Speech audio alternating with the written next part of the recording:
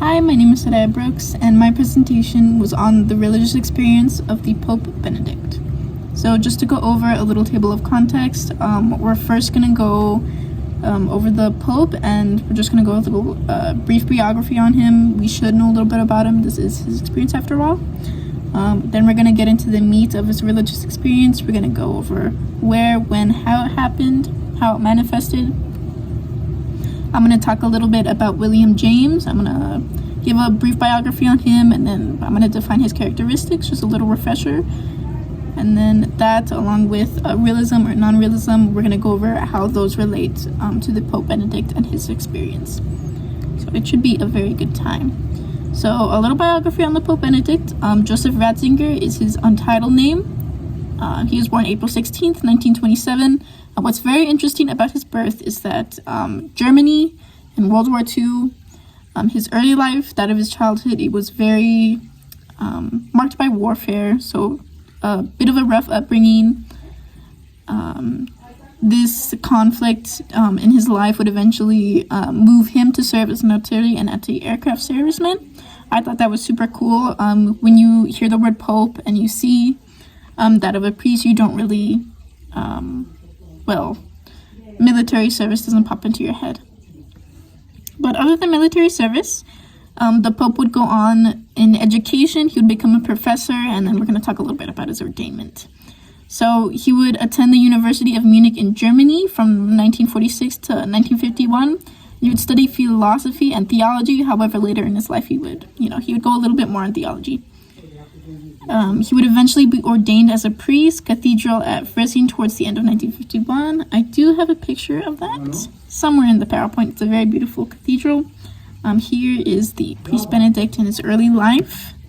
Early life, very handsome man. So he would go on to work as a professor, and he would travel all around Germany. Freising, Braun, Munster, Tributen. I am so sorry for my pronunciation. I'm so sorry. And he would teach fundamental theology. So his work as the president of the Catechism of the Catholic Church for a brief year in 1986, and then 17 years later he would be appointed vice dean of the College of Cardinals, his election having been approved by the Holy Father. However, sadly, the Pope Benedict would pass at the age of 95. It was in Montestero, Mater Ecclesiae in Vatican City, fairly recently, December 31st, 2022. So just a little timeline, just to go over it. University of Munich, 1946, 1951. Don't really have to know a lot of it, just that he focused later in life on theology.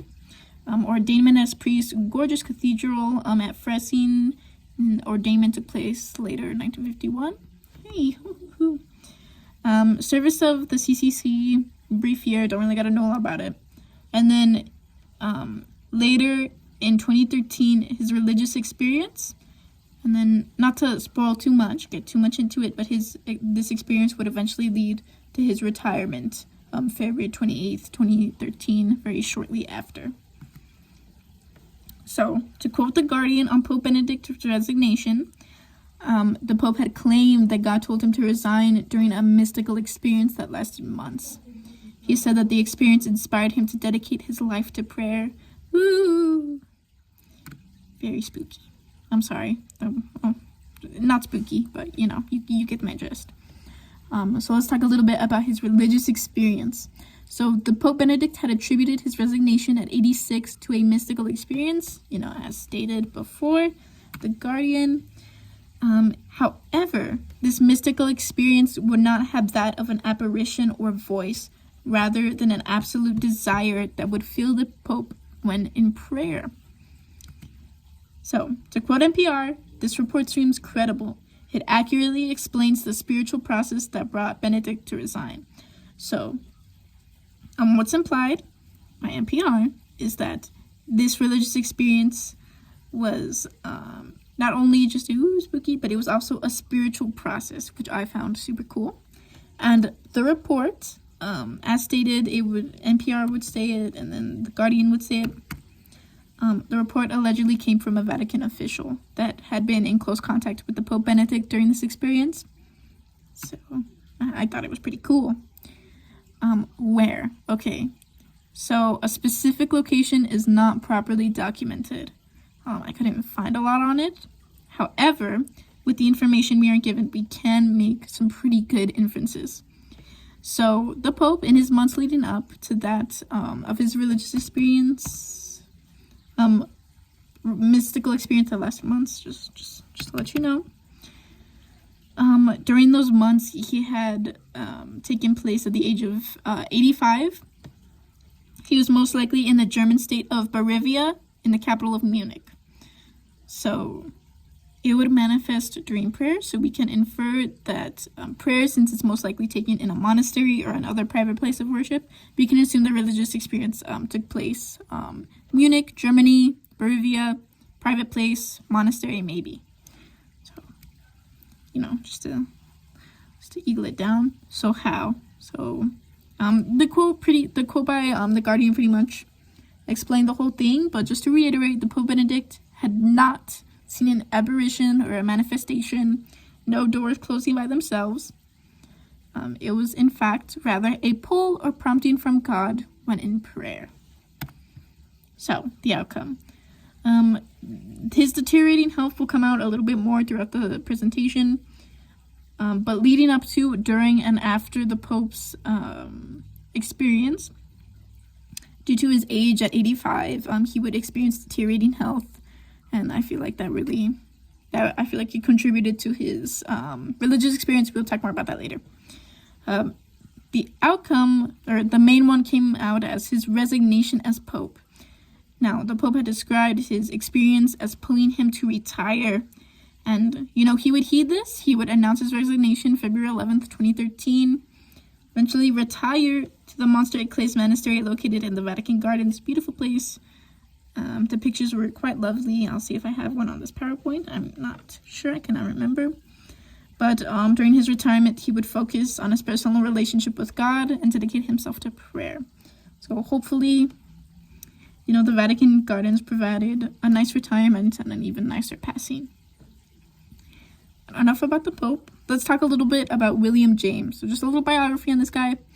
Psychologist, philosopher, and one of his works that we're mainly going to be focusing on is The Verities of Religious Experience, in which it was published in 1902. So the main thing about William James is that he would take religious experience and look at it through the lens of psychological perspective. However, it should be noted that James had felt the personal impact of religious experience was more validative than its doctrinal correctness. So one of the main things we're going to focus on is the 4 characteristics of religious phenomenon, and we're going to use that as, little categories. So these 4 characteristics included affability, noetic quality, transience, and passivity. So in affability, it's a little hard to explain, so I'm going to go by the examples.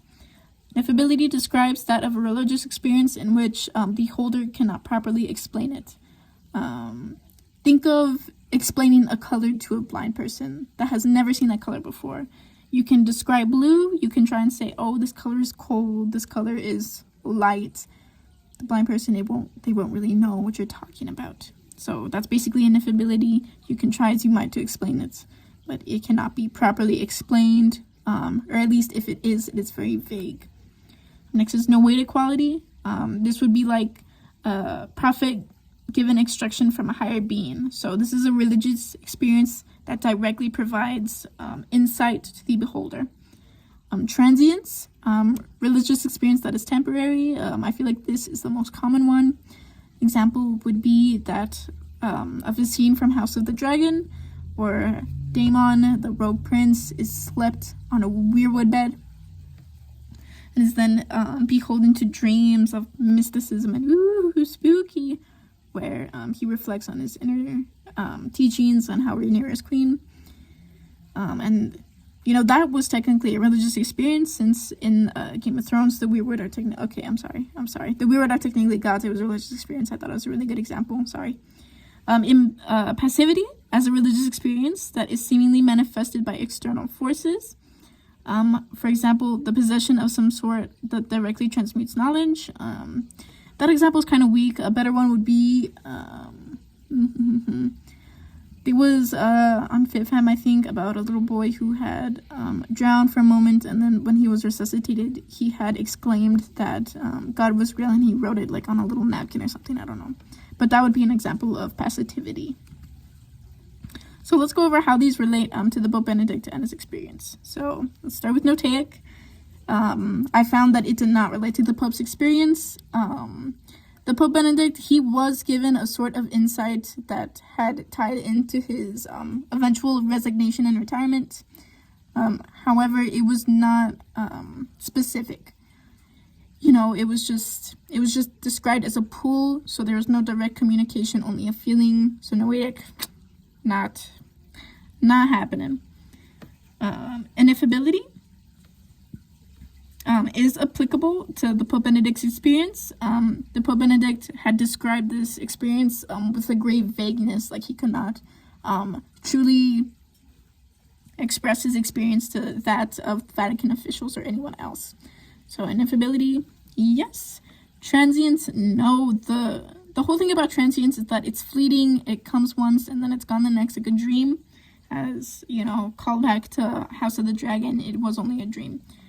The Pope Benedict, he had described his religious experience as going on for months, so nope, not applicable. Passivity, however, is definitely applicable.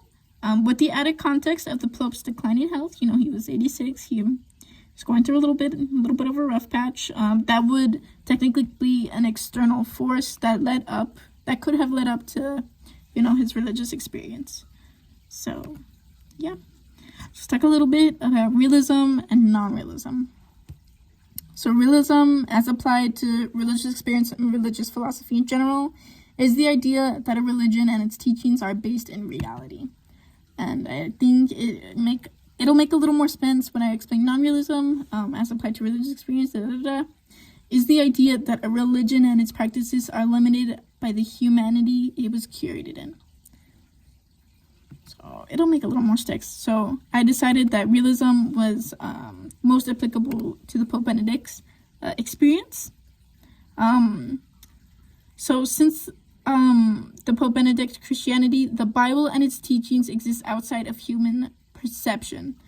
By this I mean that God, religion, it's not based in reality. It's based in the idea of another world or another realm. And that's not to be disrespectful, that's the best way I can describe it. His experiences and beliefs can be categorized under realism, as God is not perceptual by a human. It would be classified as realism. Very cool. And that will be the end. These are my citations. I'd like to thank you very much for listening. I had a lot of fun with this. So, thank you, and goodbye.